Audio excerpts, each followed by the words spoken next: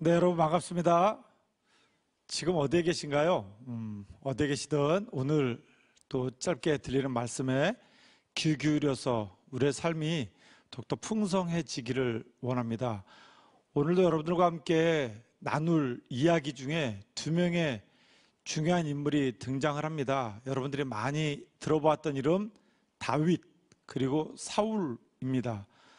다윗은 지금 이 스토리의 전개상 여러분의 나이 정도 되었고요. 사울은 이스라엘의 왕인 위치에 있었던 사람입니다.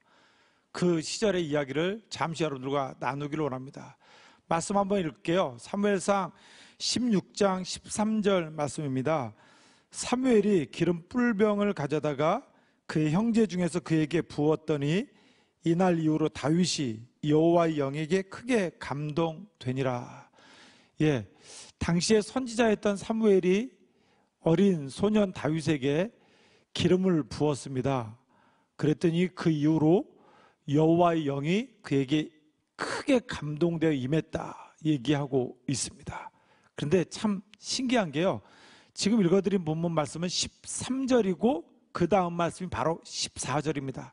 바로 이어서 나오는 말씀이 이렇게 기록되어 있습니다. 여호와의 영이 사울에게서 떠나고 여호와께서 부리시는 악령이 그를 번뇌하게 한지라. 사울은 지금 이스라엘의 왕이라고 했지 않습니까? 이스라엘의 왕이면 하나님의 말씀을 받아서 그 백성들을 잘 통치하고 다스리는 것이 그의 임무입니다. 여호와의 영이 다윗에게 임했다고 해서 사울에게 임하지 않아야 되는 것이 아니라 동시에 임할 수 있습니다. 그런데 희한해요. 다윗에게 여호와의 영이 임했는데 사울에게는 여호와의 영이 떠났다 얘기하고 있습니다. 그 떠난 자리에 여호와께서 부리시는 악령이 자리했다. 그래서 사울 왕이 이스라엘의 왕임에도 불구하고 번뇌했다. 참 안타깝죠. 그런데 또 23절 말씀 보니까 이렇게 기록합니다. 하나님께서 부리시는 악령이 사울에게 이를 때 다윗이 수금을 들고 와서 손으로 탄즉 사울이 상쾌하여 났고 악령이 그에게서 떠났다.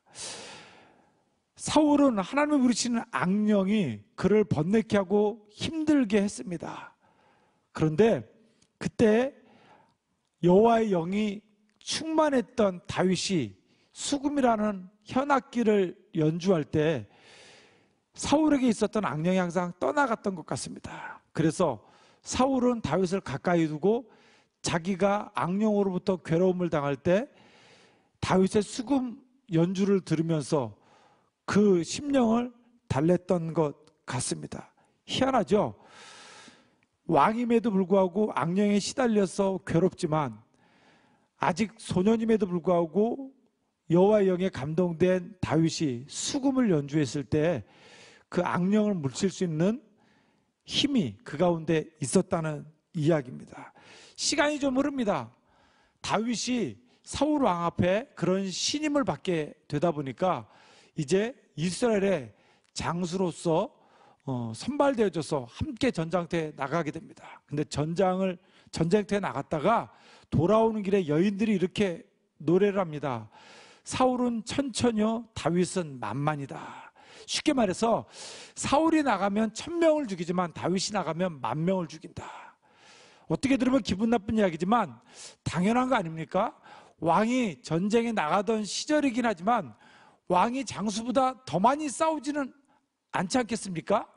당연히 왕의 수하에서 부리던 장수가 더 많이 싸우고 더 많은 대적을 물리쳐야 되는 것은 마땅함에도 불구하고 그것이 사울에게는 못내 굉장히 아픔이고 고통이었던 것 같습니다. 그래서 사무엘상 18장 10절에 이렇게 기록되어 있습니다. 하나님께서 부리시는 악령이 사울에게 힘있게 내림에 그가 온 집안에서 정신없이 떠들어대므로 다윗이 평일과 같이 손으로 수금을 타는데 그때 사울의 손에 창이 있었다. 사람들의 노래를 듣고서 사울이 굉장히 심기가 불편했던 것 같아요. 악령이 내려왔는데 하루 종일 자기 방을 왔다 갔다 하며 떠들어댔다고 했습니다. 연애 때와 같이 다윗이 수금으로 그의 악령을 달래주기 위해서 연주했습니다. 그런데 그 악령이 다스려지지 않을 만큼 사울이 굉장히 불안한 상태에 있었던 것 같습니다. 그런데 그의 손에 창이 있었네요. 11절 이렇게 기록합니다. 그가 스스로 이르기를 내가 다윗을 벽에 박으리라 하고 사울이 그 창을 던졌으나 다윗이 그의 앞에서 2번 피하였더니, 다윗이 잘못한 게 무엇입니까? 자기에게 악령이 임했을 때 수금으로 악령을 다스려줬던 지혜로운 신하였습니다. 전쟁에 나가서 만을 죽일 수 있는 용맹한 장수였습니다.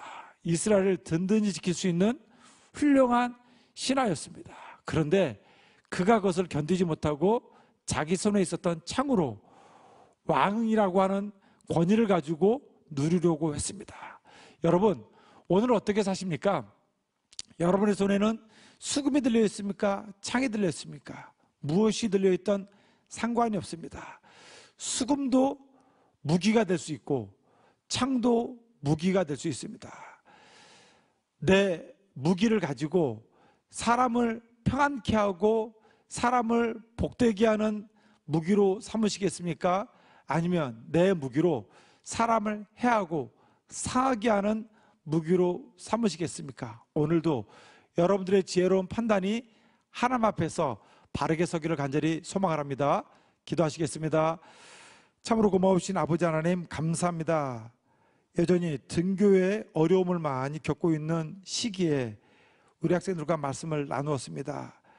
중학교 시절 내 감정 내가 컨트롤하기 어렵고 내 생각 내가 다스리기 어려울 때 내가 가지고 있는 무기가 무엇입니까? 수금이든지 창이든지 상관이 없습니다. 내가 가지고 있는 것으로 사람을 해하는 무기가 아니라 사람을 복주고 평안케 하는 무기로 삼을 수 있는 귀한 자녀 되도록 도와주옵소서. 예수님의 이름으로 기도합니다. 아멘.